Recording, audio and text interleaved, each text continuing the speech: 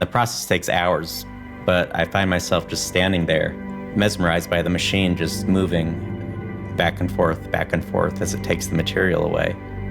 And I just love seeing these beautiful places manifest themselves right before my eyes. I'm Dom Ricobene, and I'm a data sculptor.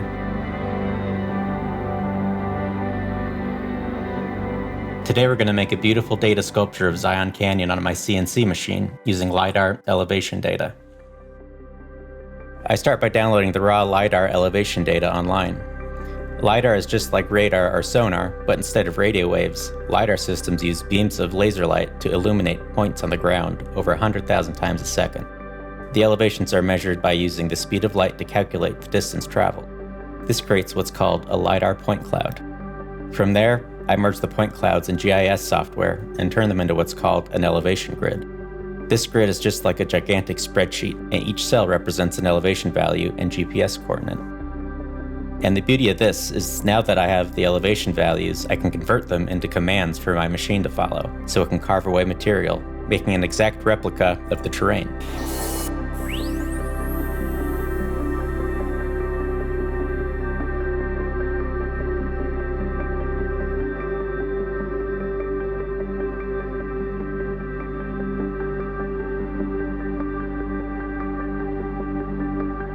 What really inspires me about landscapes and topography is it looks chaotic from above with all the different colors and textures mixed together. But once you take all of that away, you really see the geometry of nature and how there really is order in the chaos.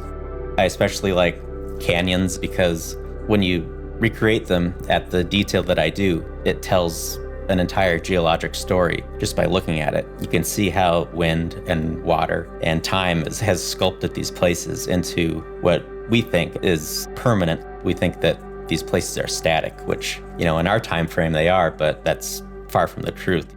They're always changing.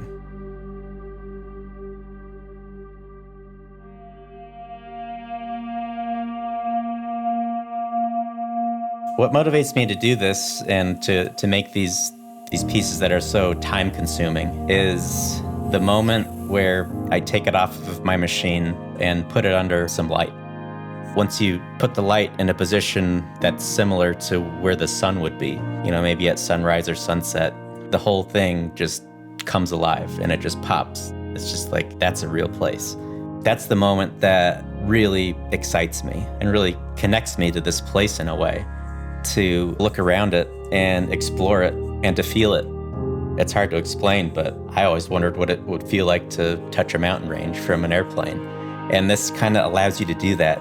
It's pretty phenomenal, the connection. And that's what really keeps me going and wanting to explore more places. My goal is to always make the most detailed and high-resolution representation of these places as possible.